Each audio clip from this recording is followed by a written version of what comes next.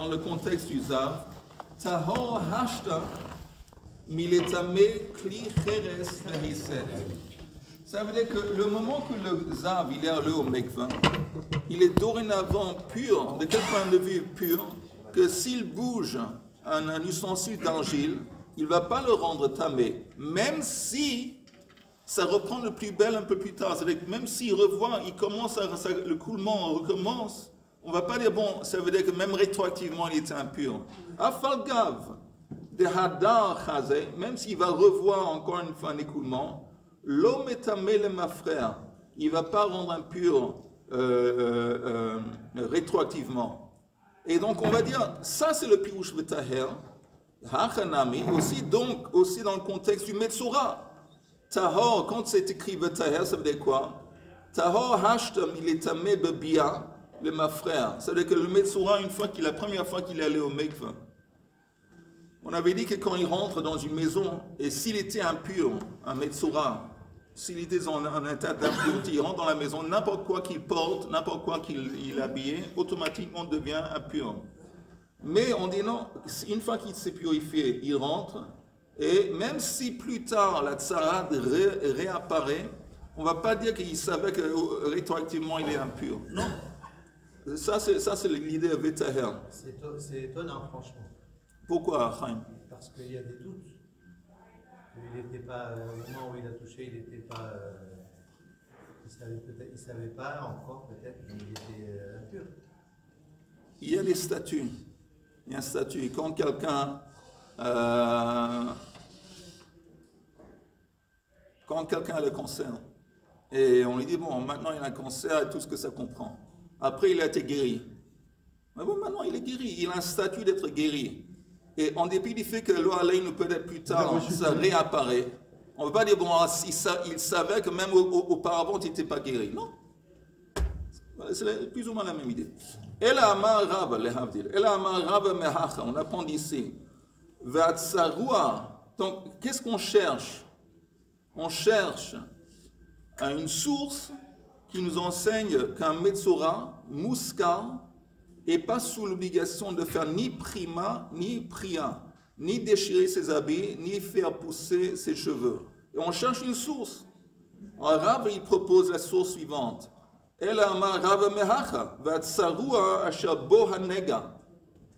C'est écrit que quelqu'un qui a sur lui la plaie, ça veut dire on parle de quelqu'un dont le statut de tsarat, ça dépend d'une manifestation sur sa peau, sur son corps. Yatsazé, ça vient exclure le Metzora Mouska. Shein tsaratot tluya begufo, ela beyamim. Le Metzora Mouska, c'est différent. Vous entendez pourquoi? Pourquoi? Vous entendez? Quelqu'un que le Kohen a vu au début, qui était dans une maison, et il lui dit, bon, apparemment tu as tsarat, ok? Et il a une semaine d'attente, après encore une semaine. Et là, même si la tache de tsarat ne disparaît pas, tant que ça ne se répand pas, et tant qu'il n'y a pas un fil, un cheveu blanc qui apparaît, même, il est guéri. Il est guéri. Ça ne dépend pas de ce qui se passe avec la tache, en ce qui concerne la tache sur son corps. Ce qui n'est pas le cas avec le Metzora Mukhlat. Le Metzora Mukhlat, dont on a déjà tranché et déterminé, et dit, bon, il est à fond. En lui, pour qu'il puisse se guérir, ce n'est pas une question de temps. On a besoin que ça va disparaître. Bon, ça c'est la différence. Donc, comme c'est écrit dans le verset, et je vous lis le verset qui dit V'atsaru ashaboh hanega begada v'yufchumim v'rosho yiparua v'al safam yate v'tameh tamikra. Dans ce verset qui parle de l'obligation de se déchirer les habits, de laisser pousser les cheveux, c'est écrit Atsaru ashaboh hanega. Ça veut dire que on parle de quelqu'un dont la tache, la manifestation du sarat se manifeste sur sa peau. Ce n'est pas la même chose que quelqu'un qui est Metzora Mouska. Parce qu'encore une fois, là-bas, c'est concevable qu'il va être guéri, en dépit du fait que les taches de tsarat sont toujours en place. Tant qu'ils ne se répandent pas, donc ce n'est pas une question là-bas de ce qui se passe sur lui, c'est une question de temps. On laisse le temps s'écouler. tant que la tache ne se répand pas, tant qu'il n'y a pas une apparition d'un cheveu blanc. On le voit sur nous, avec le temps. Les taches, elles s'en vont pas, il y a des taches qui restent Oui, d'accord. dans la peau. D'accord. Sans parler de ça. D'accord. Des fois à cause du soleil, à cause de beaucoup de D'accord, choses. absolument. Après, il y a les rides aussi. Les rides. Aïe, aïe, aïe.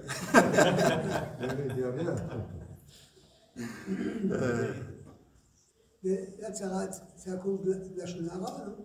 Sarah, oui, principalement. Alors, déjà, on se retient de parler, et on peut y rire, mais J'ai pas compris, Shlomo. ben, il faut tenir sa langue, et puis pour parler. Il faut pas dire- Ah oui, pour éviter d'avoir de Sarah, c'est très conseillé.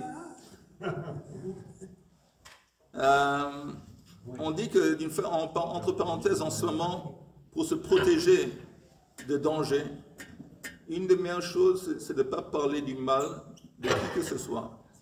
Parce que quand on parle du mal, il y a en haut dans le ciel, dans le tribunal céleste, on dit, bon, ce type, il parle du mal sur quelqu'un d'autre. Qu'est-ce qui se passe avec lui? Il se permet de dire du mal sur quelqu'un d'autre. On va voir qu'est-ce qui se passe en ce qui lui concerne lui-même. On ouvre son dossier. On va à tout prix éviter qu'on va ouvrir notre dossier. Voilà, donc on touche pas au dossier. Ok, alors, El Abayamim, Amar le Abaya, El Amata, maintenant Abaya il attaque cette idée. Kol Yomei Asher Nega Bo Yitma. Qu'est-ce qu'il dit ce verset? Kol Yomei Asher Nega Bo Yitma, Tamehu Badad Yeshem Michutz le Machane Moshavo. Alors, ce verset parle du fait que le Metzora, il doit être renvoyé en dehors de la ville. Ok? Et alors, il dit, si c'est comme ça, si la dracha que tu proposes est vraie, alors regardons maintenant, appliquons ça, on va appliquer ça à ce verset. Kol yomei asher nega bo. Qu'est-ce que c'est? On avait dit que quand c'est écrit à nega bo, ça veut dire on parle de quelque chose, on parle du Metzora mukhlat. Tu suis? Oui. Parce que si tu suis pas, tu demandes. Quand on parle de Metzora mukhlat, itma, alors là ça marche pas. Et c'est seulement lui qui mukhlat, qui doit être renvoyé.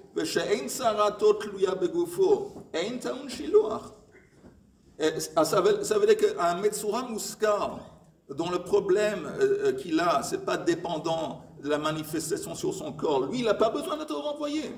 Si tu dis oui, en effet, c'est comme ça.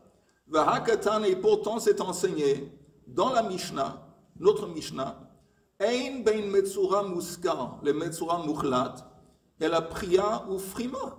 Que la seule différence entre les deux, quand ils sont Metzora, c'est déchirer les habits et laisser les cheveux pousser. Tandis que Hali Inyan Shiluach, en ce qui concerne le besoin d'être renvoyé et la capacité de rendre tamé quand il rentre dans une maison, Zeveze Shavin. Ça non, les deux, aussi bien le Metzora Mukhlat que le Metzora Muskar, les deux sont également renvoyés. Donc on a un problème.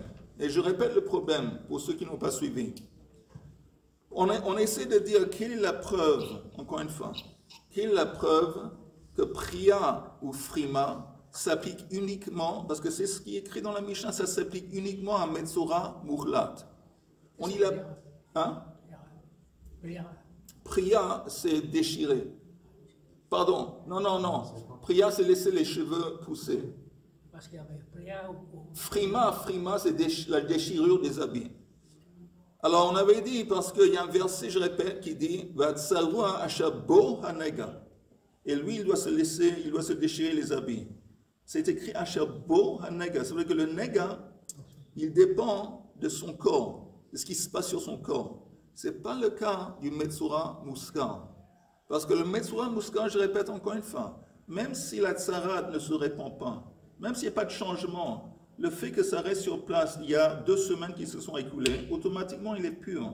Donc à partir de là, je vois, parce que ce verset parle de l'obligation de faire priya ou frima, apparemment ça s'applique uniquement à un Metzora Mukhlat et pas à un Metzora Muskar. Mais la Gemara dit, ok, mais on a un problème. Quel est le problème? Quand on parle, il y a un autre verset qui parle du besoin d'être renvoyé, d'être mis en dehors de la ville. Là aussi, on retrouve l'expression Kol Yomei Asher Negabo. Si tu dis encore une fois Asher Negabo, ça fait allusion seulement le Metzora Mukhlat, ça laisserait entendre que seulement le Metzora Mukhlat, il doit être renvoyé de la ville. Et on sait que c'est pas vrai. Comment on sait que c'est pas vrai? On sait que c'est pas vrai à partir de notre Mishnah. Parce que notre Mishnah a dit que la seule différence entre Metzora Mukhlat et Muskar, c'est vis-à-vis de Priya ou Frima. Mais en ce qui concerne le besoin d'être renvoyé de la ville, en ce qui concerne la capacité de rendre impur quand il entre dans la maison, ça s'applique également aux deux. Donc cette interprétation, cette tentative de répondre, de trouver une source, la Priya ou Frima, ça tombe à l'eau. Si quelqu'un n'a pas compris, n'hésitez pas. Excusez-moi, qu'est-ce que ça veut dire Mukhlat, s'il vous plaît? Complètement. Mukhlat, c'est à fond. Et ça veut dire encore une fois quelqu'un, un Metzora, où on voit que la tache s'est répandue, on voit qu'il y a un poil blanc qui est apparu au milieu de la tache. Là, c'est bon, c'est fini. Il n'y a pas de doute, c'est un Metzora à fond. L'autre, il est un Metzora, mais disons, il est Metzora peut-être temporaire. En ce moment, il est là comme un Metzora. Il a un potentiel d'aller où là, ou là. C'est-à-dire qu'en fait, au bout du compte, il n'est pas Metzora. Non, il est Metzora pendant une période de temps. Maintenant, ça risque de dégringoler, de dégénérer, de devenir un Metzora Mukhlat. Il y a aussi une possibilité qu'il devient guéri. Il a le statut de guéri. Tandis que Mukhlat, Gaman, il est à fond. Et là, il a vraiment besoin pour qu'il soit purifié et que les taches disparaissent. Mais est-ce que celui qui est Muskar, il n'aurait pas besoin donc ni de déchirer les vêtements, ni de... Voilà, il n'a pas besoin. Ni de se laisser pousser les cheveux. Non, il n'a pas Tant qu'il besoin. n'est pas sûr. Tant que ce n'est pas pour Mukhlat. C'est le Mukhlat qui va définir qui Oui. va être fait. Et par contre, pour sortir de sa maison, Il doit sortir. de toutes les façons, il doit sortir. Oui, le moment que le Kohen il vient l'inspecter, il vient l'inspecter, il dit bon, tu as un signe de tsarat. Oui. À partir de ce moment, on le met en dehors de la ville. Alors, ils sont en dehors de la ville, mais ils sont ensemble en dehors de la ville. Non. C'est-à-dire, le problème, c'est que s'il y a un qui met la touma à un objet qui sont dans la même maison. C'est pas quelque chose c'est pas comme la touma normale qui se répand à travers le contact. Ici, non, ça se répand pas. Ok, on continue. Donc, on est toujours en train de chercher une source qui nous enseigne, qui va nous expliquer la Mishnah. Comme Priya Frima, ça s'applique uniquement à un Metzora Mukhlat. Alors, la Gemara dit, Et après. la Gemara dit,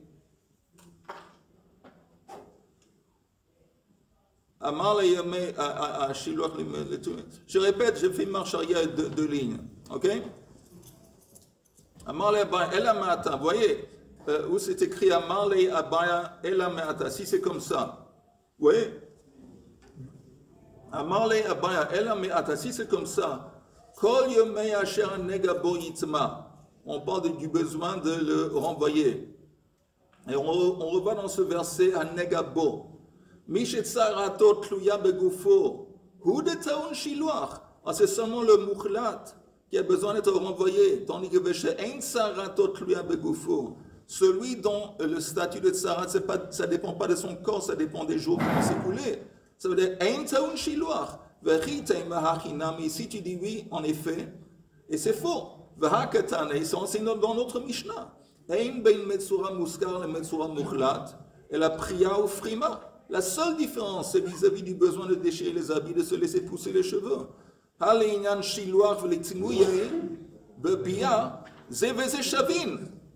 Donc ça aussi, ça tombe à l'eau. Amarle, tu sais quoi? Mais c'est écrit Yomei, Kol Yomei. Dans le verset qui parle de l'obligation d'être renvoyé, je vous relis le verset. Kol Yomei Asher Negabo Yitzma Tamehu Badad Yeshev Michutz la Machane Moshavo. Donc on parle du fait qu'il doit être en dehors de la ville. Mais c'est écrit Kol Yomei. Kol, normalement, c'est un terme qui vient inclure. Donc on dit, c'est pas écrit Yomei. Le mot Kol, c'est une allusion au fait que ça vient inclure même celui qui est Metzora Muska, à cause du mot Kol. Encore une fois, Amar le Yomei Kol Yomei, les rabot Metsura Muskar le Shiloach. En dépit du fait que oui, normalement la dracha elle est bonne, de dire Asher Bo, ça parle uniquement du Metsura Mukhlat, mais le mot Kol Yomei, ça vient néanmoins inclure le Metsura Muskar. La Gemara dit, Ihach, ici c'est comme ça, Tiglachat Betsipurim, Maïta Amar Lo. Pourquoi est-ce que le Metsura Muskar, il est exempt du besoin d'apporter des oiseaux dans son korban à la fin et de se raser? Amar Abaya Amar Kra, Veyatsa Kohen el Michutz la Machane. On parle du Kohen qui a purifié le Kohen qui est le Metsura qui est Mukhlat.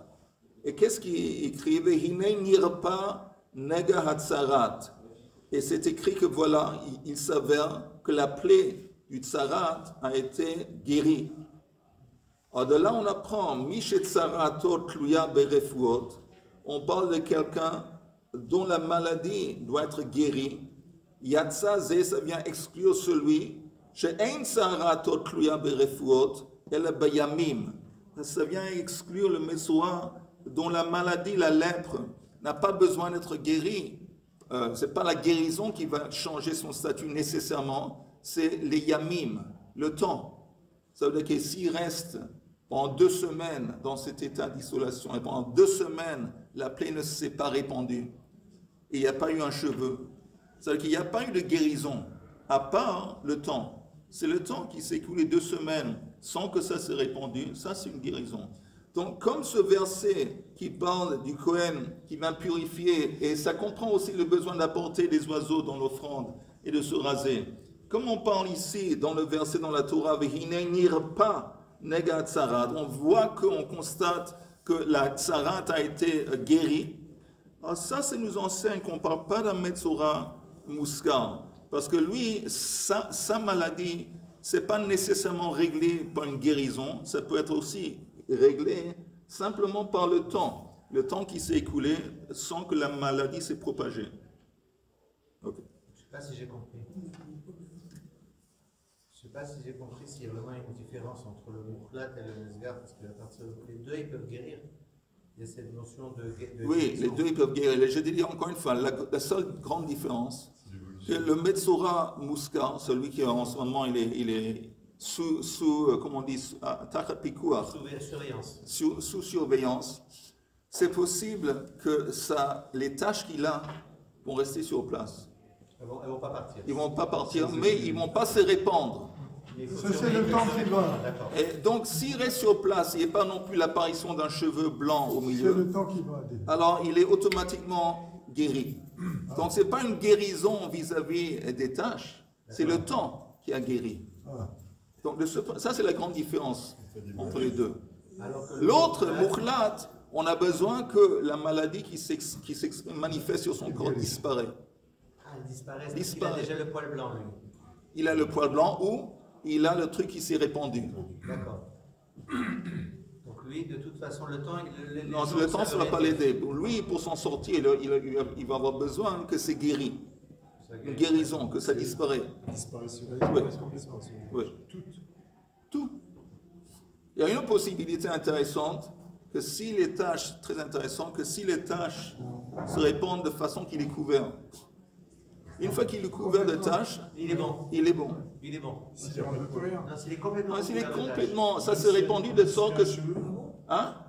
Même s'il en a 2. Je ne sais pas, mais je sais que le moment que la plaie, le tsarat, l'a couvert à fond, il devient pur. Ouais. Mais il devient pur, il est considéré comme guéri. Guéri. Je pense, peut-être on peut essayer de comprendre pourquoi, mais peut-être parce que une possibilité de guérison, c'est quand tu peux faire une distinction entre le bon et le mauvais. Là, il y a une peau qui est bonne, là, mais s'il est entièrement chose, alors il ne peut plus distinguer. S'il est dans cet état où on ne peut plus distinguer entre le mal et le bien, ça veut dire qu'il est, bon, il est, peut-être, je ne sais pas. C'est un petit peu comme un Sanhedrin. On dit qu'un Sanhedrin, pour juger, condamner quelqu'un, Si tous les juges dans le Sanhedrin, ils sont tous à l'unanime qu'il faut condamner, il est libéré. C'est un petit peu la même peut-être c'est lié. C'est pour ça que c'est bien que Otzma et Yehudit, ils ont voté contre. Ça, je ne sais pas. Ok. Mishnah. Est-ce que le transmettre la tzara, Oui. ça se transmet ça? Non, ça ne se transmet pas. Non.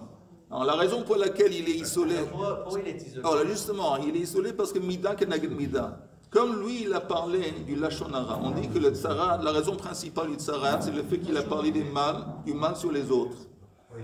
Et quand on parle du mal sur les autres, le résultat qu'il fait, il sépare entre les gens. Il dit, bon, ce type, c'est un dégoûtant, ce type, je ne le supporte pas, ce type, il ne m'aime pas. Et ça fait des séparations. Donc, Mida Kenaged Mida, maintenant, lui, il est séparé. Il est séparé, isolé des autres. C'est pas Mida Kenaged Mida. Et quand il est isolé de tout contact aussi, de tout contact social, on espère que... On le mettait dans une ville. Non, il n'est pas dans une ville, mais il est en dehors il est disconnecté de la civilisation, disconnecté de la ville. Il est dehors. Il peut rencontrer, s'il y a un autre Metzora qui se promène en dehors de la ville, ils peuvent devenir copains-copines. Et ils peuvent faire des choses, mais ils sont pas, il est en dehors de la ville. Ils vont dire du mal encore plus. Il doit dire tamé. Il dit tamé dans le sens que pour empêcher les gens de se rapprocher. Pas parce que c'est contagieux. Non. Simplement il est censé être seul. C'est stigmatisant. Oui. Pour qu'ils comprennent pourquoi il est là. Ok, nouvelle Mishnah. Ein bein sfarim les tfilin ou mezuzot. Quelle est la différence entre, quand on lit sfarim, disons, on ne sait pas exactement ce que ça veut dire, mais Rashi dit ici, c'est Torah, Nevi'im ou Ktuvim. Donc le Tanakh, les livres de Tanakh. Donc la seule différence entre le statut de livre de Tanakh, Ein bein sfarim les tfilin ou mezuzot, et la sfarim nirtavin bechol lashon. On pourrait apparemment écrire les livres du Tanakh dans n'importe quelle langue, on va en parler. Tandis que Betfilin ve Mezuzot, Einan Nichtavot et la Ashurit. Ils peuvent seulement être écrits en Lashon HaKodesh. Rabban Shimon ben Gamliel Omer, Af Besfarim, Lo Heitiru Shiyikadvu, Ela Yevanit. Rabban Shimon ben Gamliel n'est pas d'accord avec la première opinion de la Mishnah. Lui, il dit que même les livres du Tanakh, ils ne veulent pas être écrits dans n'importe quelle langue, seulement en grec. Et juste en parenthèse, c'est un grec qu'on a perdu. C'est un ancien grec. Ce n'est pas le grec qu'on connaît aujourd'hui. Mais ça... C'est la Septante. Hein? La Septante. Ça veut dire quoi la Septante? C'est quand ils ont traduit. Et ils n'étaient pas bien. Ok, ça c'est la Mishnah. On va voir la Gemara. Ha le tofran begidin ou le tamé tayadaim zeveze shavil. Mais en ce qui concerne l'obligation, quand on parle de livres à l'époque, c'était des parchemins. Des parchemins qui étaient embobinés. Maintenant, comme un Sefer Torah, aujourd'hui, regarde un Sefer Torah, c'est des pages qui sont liées ensemble. Ils sont cousus. On peut seulement les coudre ensemble avec des guidines. Guidines, c'est quoi? Du fil de nerf. Les fils de nerfs d'un animal. Ah, ça s'applique aussi bien, ça s'applique à tout. On va voir plus tard une question, mais ça veut dire quoi? Ça s'applique à, on sait que ce mezouza, il n'y a pas. Il n'y a pas de plusieurs parchemins qui sont cousus ensemble. Pas de couture. Mais disons que ça s'est déchiré, une mezouza, sans que ça apporte atteinte à la chose. On pourrait théoriquement recoudre avec guidin. Et aussi, c'est quoi Metzamet Yadam? On en a parlé auparavant. Quelqu'un se rappelle, qu'est-ce que ça veut dire ce concept que ça rend impur les mains? Parce qu'on les touche en l'occurrence. Et non, ici en l'occurrence, on ne peut pas avoir le fait que ça entamé, ça ne permet pas de faire la trouma après. Presque.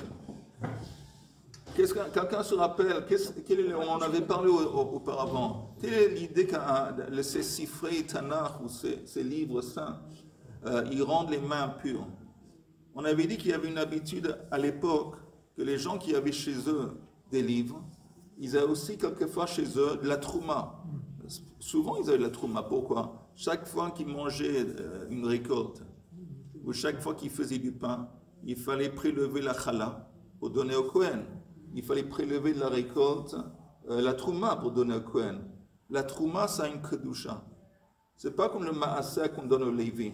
Le Maaser, les 10% qu'on donne au Lévi n'a pas de Kedusha. C'est dédié, c'est réservé. Voilà, c'est réservé au Lévi, mais ça n'a pas de Kedusha. La Chala, la Trouma a une Kedusha. Donc les gens, ils disent, bon, si j'ai à la maison un parchemin, un Sefer, qui Kadosh, je vais le mettre de côté avec la Trouma. Zekadosh, mais Zekadosh, je les mets ensemble. Il y avait souvent des accidents qui consistaient de quoi? Que comme la Trouma, c'est la nourriture, ça attirait quelquefois des souris, des rats. Et ils venaient pas seulement manger les Trouma, ils abîmaient les livres, les parchemins, ils les abîmaient. Or, pour casser cette habitude, pour empêcher cette habitude, ils ont dit dorénavant, un livre, ça metame yadaim, ça rend les mains impures. Et si c'est la force de l'étame yadaim, forcément, si ça rentre en contact avec la trouma, ça va invalider la trouma. C'est son de la banane, néanmoins. Et donc, à partir de ce moment, les gens ils ne pouvaient pas mettre ensemble la nourriture, la trouma avec les livres, de peur que c'est... Ok? Donc, c'est pour ça que un des caractéristiques d'un livre saint, qu'il a une kedusha, une sainteté, ce qui rend impur les mains. Aujourd'hui, il rend encore impur les mains? Non. Le Sefer Torah, parce qu'il y a une aime de ne pas toucher qu'on doit mettre quand il ne rend pas tamé pour autant. C'est par respect. Alors c'est par kavod. Kavod, oui. Kavod. Si tu as transpiration, des mains sales, on ne veut pas que tu vas toucher directement. C'est simplement pour... Oui, Kavod la Torah, et pas seulement Kavod, oui, on ne veut pas que tu vas salir peut-être le parchemin de la Torah. Alors la Gemara dit Vesfarim nirtavin bechol lashon. Urminu, on apporte une apparente contradiction.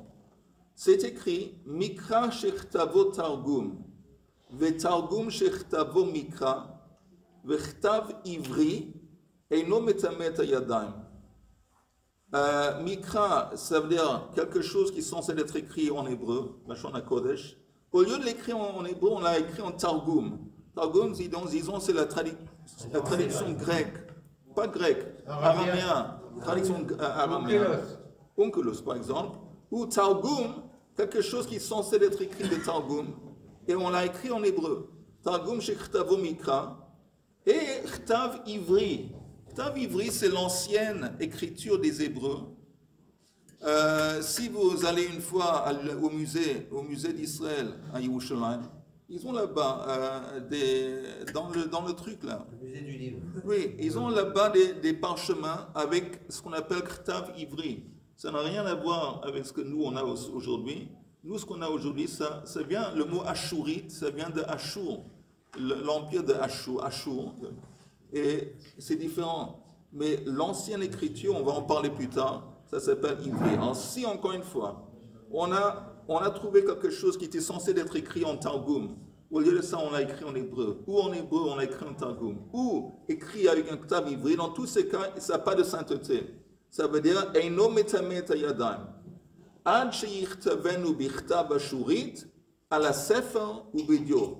Tant qu'on n'a pas écrit le texte en l'hébreu ashurite sur un parchemin à la sefer ubidio avec de l'encre. On va voir exactement qu'est-ce que c'est l'encre. Alors, mais qu'est-ce qu'on voit ici? On voit que on peut pas écrire Mikra en Targum. La première opinion dans la Mishnah, qu'est-ce qu'elle a dit? Elle a dit que Sfarim, on peut écrire les Sfarim dans n'importe quelle langue. Ok? Donc apparemment c'est une contradiction. Là on nous dit même, tu entends René, tu fais dodo ou tu fais pas mieux? On nous dit ici que si tu prends un texte en hébreu, tu l'écris en Targum, c'est invalidé. Et la Mishnah nous dit que tu peux écrire les Sfarim dans n'importe quelle langue. Apparemment, c'est une contradiction. Amar Rav Lokash, il dit qu'il n'y avait pas de contradiction. On passe en haut de la page suivante. Kan begofen shelanu, kan begofen shelahen. La différence, c'est quand on dit qu'on peut écrire les Sfarim dans n'importe... J'ai une question. Attends qu'il termine. Il est en train de pas expliquer. Quand on dit... Non, ok. Donc, après, tout de suite, j'arrive à ta question. Quand on parle dans la Mishnah que tu peux écrire les livres dans n'importe quelle langue, c'est à condition que c'est dans notre écriture. Par exemple, si j'écrivais bonjour, et je l'écrivais en hébreu. Bet, Vav, Nun, Gimel, Jour et Vav et Reish. Ah oui, alors ça veut dire que ça marche. Quand on dit, tu peux l'écrire, les spharimes en n'importe quelle langue, à condition que l'écriture est en hébreu. Hein, en phonétique. En phonétique. Il y a beaucoup de nouveaux mots comme ça. Oui, ça c'est ce qu'on propose. Tandis qu'ici, quand c'est écrit, tu peux pas changer quoi que ce soit. On parle de changer l'écriture. Donc si tu comprends comme ça ne contredit pas. C'est ce qu'elle propose la Gemara. Kan begofen shelanu. Regardez le Rashi en haut de la page. Rashi en haut de la page. Gofen, c'est quoi Gofen? Ktiva, l'écriture. Kan begofen shelanu. Matnitin, dans notre Mishnah de Katani Bechol Lachon, qu'on peut écrire n'importe quelle langue, chez Loshina et Aktav, il n'a pas changé l'écriture, ça reste en hébreu. Et là, chez Shina et Lachon, il a changé le langage. Vous posez ma question? Maintenant ta question, vas-y. Ktav Rashi, c'est loi ivrit à Shori. Non, c'est pas, t'as raison, c'est pas Ashurin, mais c'est. יש הרבה אנשים שלא יודעים לקרוא את כתב ראשי. Mais ça reste plus ou moins, c'est les mêmes lettres avec une petite différence. C'est pas tellement, c'est plus ou moins, on retrouve plus ou moins la même forme des lettres avec des petites différences. Avec le Rashi. Hein? Tout ce qui est l'hébreu en hébreu. Ah bon? Oui, on écrivait tout en Rashi. C'est une différence, mais elle n'est pas tellement majeure. Pourquoi? Ça, ce qu'on propose. Ok, tu compris? Kan begofen shelanu, dans la Mishnah, kan begofen shelen, amar le abaya, comment tu comprends? B'mayo kimta, lahi begofen shelehen. Tu veux dire que, dans la Braïta, tu dis, tu ne peux pas changer le langage parce qu'on parle de l'écriture. L'écriture est différente. Ok? Mais ça ne marche pas. Pourquoi ça ne marche pas? Ma'ir ya mikra shechtavo targum, ve targum shechtavo mikra. Alors pourquoi c'est écrit, c'est invalidé que si c'était censé être en Targum, tu l'as écrit en hébreu ou en hébreu en Targum, c'est invalidé. Il dit, tu n'as pas besoin de dire tout ça. Afilu mikra, shechtavo mikra, ve Targum shechtavo Targum. Nami. Même de l'hébreu. Okay? Et tu as écrit l'hébreu, le même mot en hébreu, mais tu l'as écrit avec une écriture différente. Ça va invalider. Tu n'as pas besoin de dire de changer d'hébreu en Targum ou de Targum en hébreu. C'est suffisant de changer l'écriture, même en hébreu ou même dans le Targum. On voit ça beaucoup avec les gens qui ne savent pas lire l'hébreu. Alors quand ils doivent lire le Kaddish, on leur écrit le Kaddish en phonétique.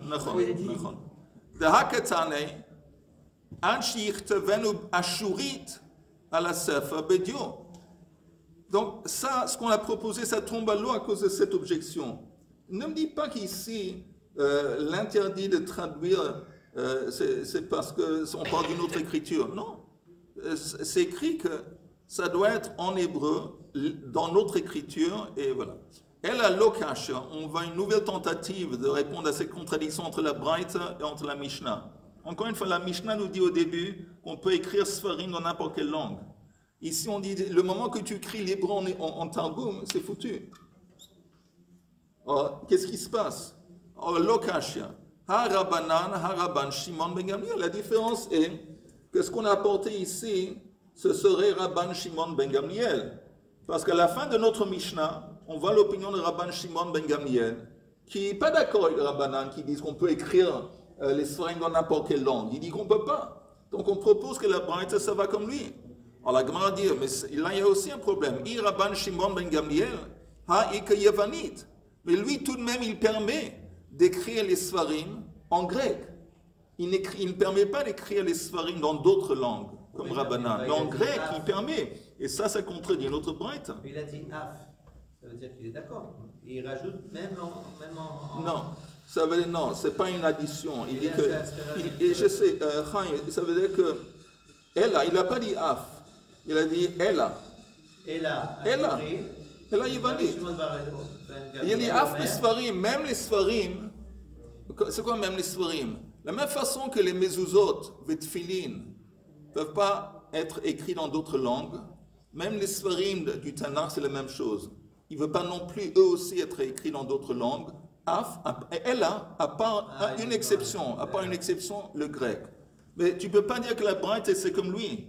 Parce que la Braïta dit, tu peux seulement écrire en ashurite, en hébreu. Ça ne peut pas être Rabban Shimon ben Gamliel. Donc, elle a l'occasion, une nouvelle tentative de répondre. Kan besfarim, kan betfilin ou mezuzot. La différence est que quand on parle en bas, que tu ne veux pas traduire un à l'autre, on parle de tfilin et mezuzot. On ne parle pas de sfarim. Ok? Alors la Gemara dit, tfilin ou mezuzot, maïtama, quelle est la raison pour laquelle on ne veut pas changer l'écriture, la façon d'écrire les tfilin et les mezuzot? Meshum nechtiv behu vehayu. Vehayu hadvarim ha'ele. C'est quoi le mot vehayu? Le pshat, ça veut dire qu'il va y avoir. Mais entre autres, on retrouve dans le mot Vahayu, Bahavayatan Yu. Ils doivent être comme ça. Ils doivent être dans la forme dans laquelle ils sont écrits en hébreu. Comme à partir de ce mot, on voit qu'il y a une obligation d'écrire les parchemins de Tfilin et Mezuzot en hébreu. Alors, l'Agma dit, mais il y a un problème. C'est écrit dans cette braïta que si tu écris un mot qui est censé être Targum, si tu l'écris en hébreu, ou hébreu en Targum. La Gemara demande, Maï Targum, Shechtavo Mikra Ika. Où est-ce que tu retrouves dans les mots qui apparaissent dans les mezuzot ou dans les tfilin un mot qui est en Targum? Ça n'existe pas. Il n'y a pas un mot en Targum. Donc forcément, tu ne peux pas dire que la braïta s'applique aux mezuzot et tfilin. Parce que la braïta dit que tu ne peux pas écrire quelque chose qui est censé être en Targum en hébreu. Il n'y a rien en Targum dans les mezuzot et tfilin. La Gemara dit, Bishlama Torah. Je comprends que dans la Torah, il y a justement des mots dans la Torah qui sont écrits en Targum. Je ne parle pas de la tradition, je parle du texte même de la Torah. Et on a vu dans la parashat HaShavua du Shabbat précédent. Yagar Sahaduta. C'est quoi Yagar Sahaduta? Quelqu'un se rappelle? On va voir si quelqu'un pouvait sauvegarder l'honneur des Français. Est-ce que quelqu'un se rappelle c'est quoi Yagar Sahaduta? Sahaduta, c'est pas un truc avec... La honte. Attends, Sahaduta, c'est la honte. Ils ont fait un... Non. Laisse tomber. La honte, c'est vrai. Mais je vais vous dire un truc, ça va rester entre nous. Je promets de ne pas raconter à tous mes amis anglais qu'est-ce qui se passe ici. Ça va être strictement entre nous. Lavan, vous entendez Lavan? C'est ça, j'étais en train de... Lavan et Yaakov, quand ils se sont mis ensemble, ils ont fait un cas Sahaduta qu'on retrouve... Ils ont fait un traité, disons un traité de paix.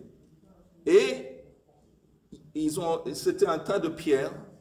Et Lavan l'appelait, et c'est écrit dans le texte de la Torah, Yagar Sahaduta. Sahaduta, c'est l'araméen pour témoignage. C'est un témoignage. On est en araméen, parce que c'était son langage à lui. Là, on voit que dans la Torah, il y a quelquefois des mots qui sont écrits, des choses. C'est proche de Edut. Pardon? C'est proche de Edut. Un témoignage. Galed. Et lui, Jacob l'appelait. Jacob, lui, il l'appelait Galed. Le tas de pierres qui témoignent. Et là, il n'y a pas de...